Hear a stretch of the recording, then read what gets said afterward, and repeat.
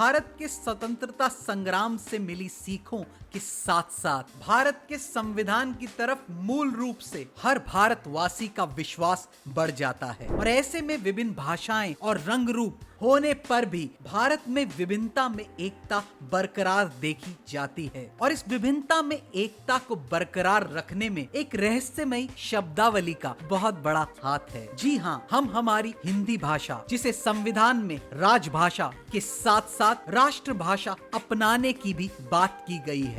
ऐसे में भारत सरकार के गृह मंत्रालय राजभाषा विभाग द्वारा इस बार 23 नवंबर 2023 को भारत के मध्य एवं पश्चिम क्षेत्रों का संयुक्त क्षेत्रीय राजभाषा सम्मेलन आयोजित किया गया, जहां पर राजभाषा से जुड़ी उत्कृष्ट कार्य करने वाले सभी अधिकारियों को सम्मानित किया। और इस समारोह में मुख्य अतिथियों के तौर पर governor of Maharashtra Shri Ramesh Bais, minister of state ministry of home affairs Shri Ajay Kumar Mishra की अन्य डिग्निटरीज के साथ मौजूदगी देखी गई, जहां पर भारत सरकार के राजभाषा से जुड़े इनिशिएटिव्स जैसे कंठस्थ 2.0 जैसे डिजिटल प्लेटफॉर्म्स की बात की गई, जिसमें डिपार्टमेंट्स के काम से जुड़े 53 लाख वाक्यों का एक मेमोरी डेटाबेस तैयार किया गया है। और साथ ही इस मौके पर हिंदी शब्द सिंधु शब्दकोश की भी बात की गई। ऐसे में अगर स्वतंत्रता संग्राम से भारत की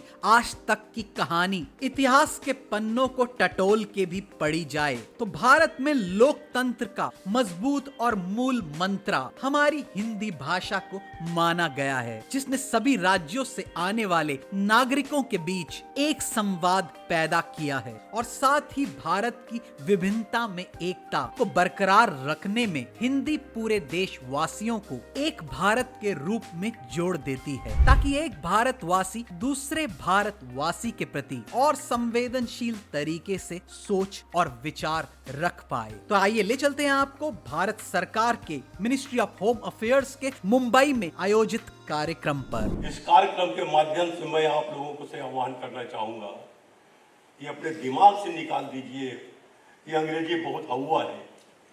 आज दुनिया हिंदी की तरफ देख रहा है। दुनिया में सबसे पहला संस्कृत का विश्वविद्यालय जर्मन में खुला है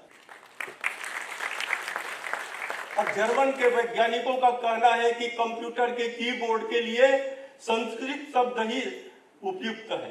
जब विदेश के लोग संस्कृत और हिंदी समझने का प्रयास कर रहे हैं, लेकिन हमारी आगे आने वाली पीढ़ी अंग्रेजी के पीछे दौड़ रहे हैं।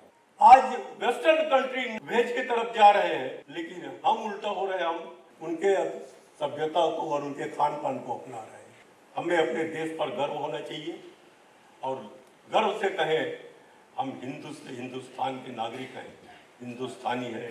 जय हिंद। आप सब जैसे जानते हैं कि ये पुरस्कार हमारी जो राजभाषा नीति है उसके अनुरूप प्रोत्साहन और प्रेरणा के लिए, जिससे हम अपने राजभाषा के लक्ष्यों को प्राप्त कर सके, उस दृष्टि से हम क्षेत्र से इनको वितरित करने का काम करते हैं। आज हमारी बहुत सारी संस्थाओं को और उनके अधिकारियों ने यहाँ आकर उन पुरस्कारों को ग्रहण किया है। मैं उनको बहुत बहुत बधाई देता हूँ। हमारा देश, जैसे आप जानते हैं, एक ऐसी संस्कृति, ऐसी परंपरा का देश है जहाँ पर किसी चीज को या किसी ऐसे लक्ष्य को किसी पर थोपने की बात कभी नहीं कही जाती।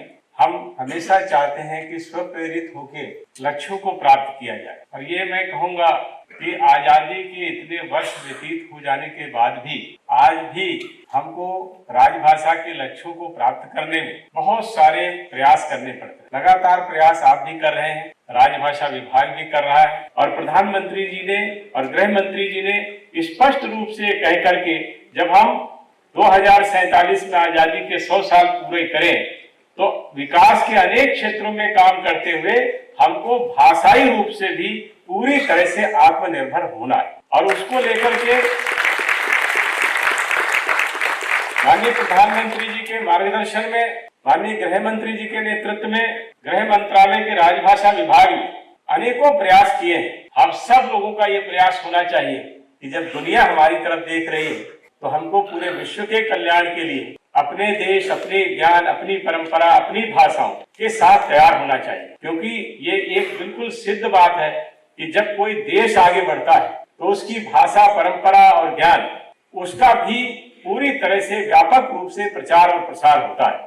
देश आगे बढ़ रहा है, ये तय है, और उसके लिए हम अपने ज्ञान, परंपरा और भाषा के साथ विश्व के पटल पर जा सके, अपनी योग्यता और क्षमताओं का प्रदर्शन कर सके। उस दृष्टि से मेरा आप सबसे अनुरोध है कि हम सब प्रयास कर रहे हैं, आप सब भी प्रयास कर रहे हैं, हम सब मिलकर एक ऐसा प्रयास करें जिसमें भाषा के रूप में जो हमारी जिम्मेदारियां हैं, आत्मनिर्भर भाषा के रूप में जो हमको लक्ष्य प्राप्त करना है, माननीय प्रधानमंत्री जी और माननीय गृह मंत्री जी ने जो तय किया है कि आत्मनिर्भर भाषा भी होनी चाहिए, उस दृष्टि से हम सब काम करेंगे। बहुत अच्छे परिणाम निश्चित रूप से हम लोगों को प्राप्त होने वाले हैं और ये देश आगे बढ़ेगा, विश्व के पटल पर एक सम्मानित, प्रतिष्ठित और एक मजबूत राष्ट्र के रूप में हमारी पहचान बनेगी।